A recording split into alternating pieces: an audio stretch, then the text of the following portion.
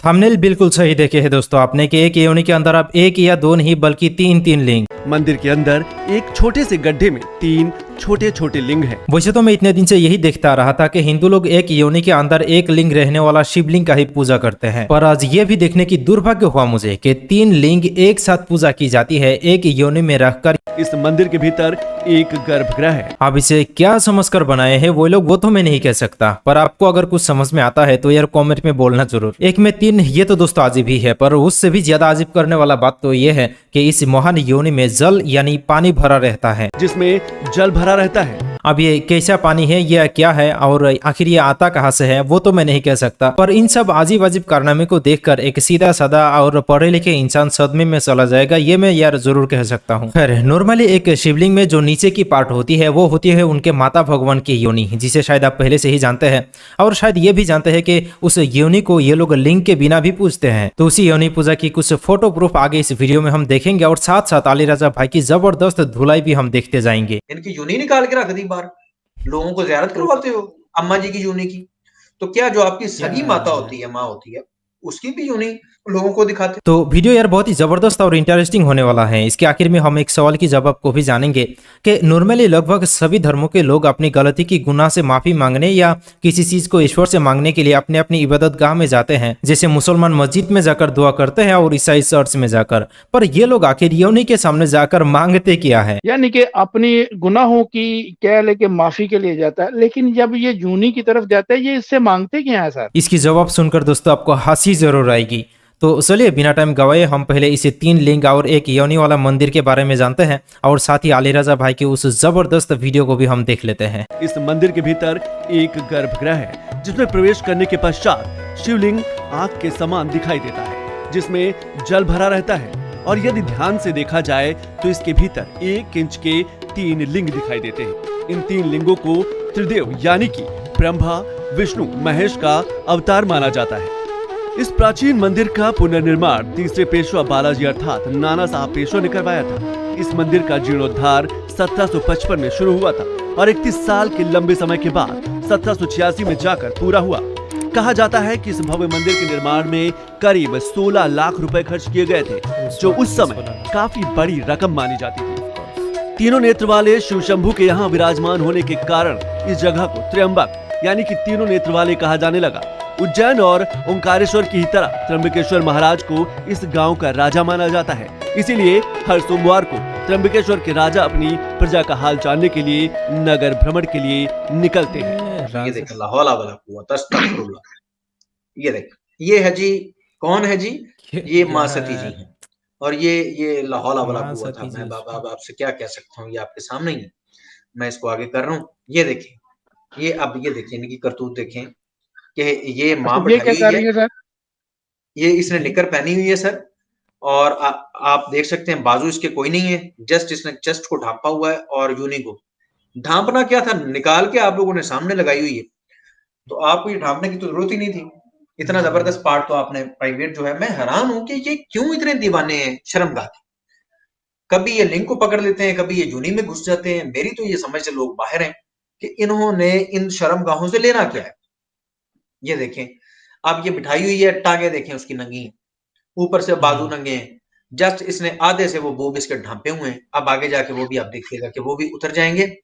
शर्म आनी चाहिए। जिसको माँ कहते हैं उसके बारे में भी यार आप इस तरीके से तस्वीरें बनाएंगे, इस तरीके से पब्लिक के अंदर आप इन चीजों को लेके आएंगे, डूब के मर जाने वाली बात है। मैंने पहले भी ऑफर की थी, मैं अब भी कहता हूँ, तुफैल सबसे पहले इस मूर्ति को ढांप, क्योंकि यार आपकी तो सारी बात ही शिव जी की आपको पता त्रिमूर्ति के बाद चलती है, तो आपने इन्हीं नंगा करके इधर बिठाया हुआ यार। इनकी यूनी निकाल के रख दी बार, लोगों को ज़ियारत करवाते हो अम्मा जी की यूनी की। तो क्या जो आपकी सगी माता होती है, माँ होती है, उसकी भी यूनी लोगों को दिखाते? लाहौल वाला कुआं था, ये कोई काम है करने वाला? कोई बंदों के बच्चों वाला काम मैं इनमें नहीं देख रहा। मैं जितना रिसर्च कर रहा हूँ, जितना मैं आगे जा रहा हूँ, मेरी तो अकल मऊफ होती जा रही कि यार ये कौन से लोग? ये है इस्लाम से दूरी का नतीजा। ये है कि जिस कौम के अंदर सही तसव्वुर खुदा मौजूद ना हो, ये उसका नतीजा है। ये देखें, एक पढ़ा लिखा आदमी लग रहा है, ये देखें उसकी माता साथ है और अपनी बीवी है या बहन है, देखो उसके साथ जाके वो यूनी को हाथ लगा रहे हैं। माँ की यूनी को हाथ लगाते हैं, उल्लू के पट्टो, बदबख्तो, आपकी सगी माता भी मौजूद है। तो क्या आप उसकी योनि को हाथ लगा के उससे प्यार वगैरह लेते हो? हद हो गई यार कि छुपाने की चीजों को आप लोगों के सामने लेके आते हो। ये देखें क्या कर रहे हैं। ये तो अभी कर क्या एक रहे हैं सर, कर क्या ये रहे हैं? ये यूनी मुबारक को सर हाथ लगा के उस हाथ को चूम रहे हैं। ये मुबारक यूनी को हाथ लगा के उसको चूमने की कोशिश कर रहे हैं। आगे चलें जी। ये देखें जी, ये वालदा साहबा, मैंने आपसे पहले अर्ज की थी, मैं अब क्या आपको दिखाऊं या मैं क्या आपसे मूर्ति कहूं। की तरफ ये मूर्ति, ये कामाख्या मंदिर के अंदर मौजूद मनाजर आपकी स्क्रीन पे आसाम के आपके सामने कि ये देख लें जी कि इन्होंने कहा था कि मेरी यहां पर लाके यूनी बनाओ पत्थर से। चलो बिलफर्ज यूनी गिर भी गई थी, उसका मतलब है कि यहां पर माता की यूनी बना दोगे। फॉर एग्जाम्पल किसी की वालदा का एक्सीडेंट होता है, उसके टुकड़े टुकड़े पीसेज हो जाते हैं, तो क्या आप उसकी यूनी को उठा के मुंह में डाल लेंगे? ला हौला वला कुव्वता।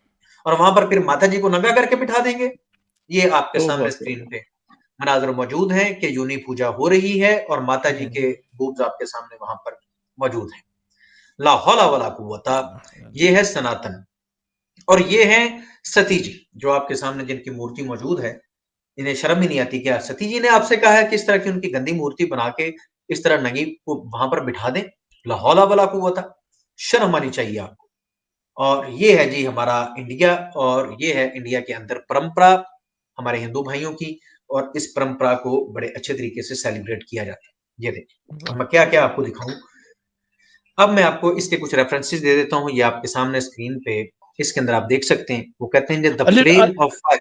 जी जी, अली रजा उन्होंने साहब, मैं माजरत चाहता हूँ, इधर मेरा एक थोड़ा छोटा सा सवाल, वो प्लीज आप मुझे थोड़ा सा क्लियर भी कर दीजिए। जी देखिए, जी मंदिरों में जाता है इंसान, मस्जिदों में जाता है, तो वो जाके कहता है अपने ईश्वर को या भगवान को, मैंने बलात्कार कर दिया है, मुझे माफी दे दो, मैंने चोरी कर लिया, आप मुझे माफी दे दो।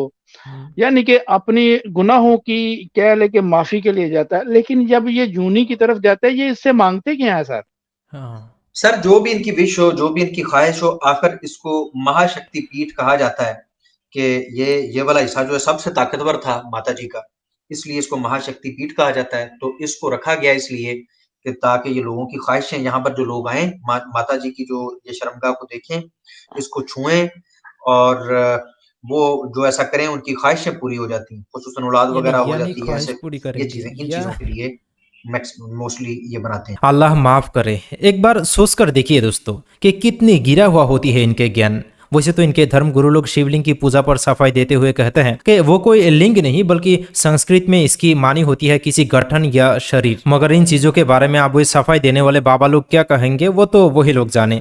वैसे भी आजकल वे बाबा लोग अपने धर्म ग्रंथों को ही बदलना शुरू कर दिए हैं, पर इस तरह की अंगों की पूजा पाठ शायद वो लोग बंद नहीं कर पाएंगे। मुझे यार समझ में नहीं आता है कि इन लोगों के पास कॉमन सेंस नाम की कोई चीज है भी या नहीं, या गोबर खा खा कर बस अपने दिमाग में सिर्फ गोबर ही स्टोर करके रखा हुआ है।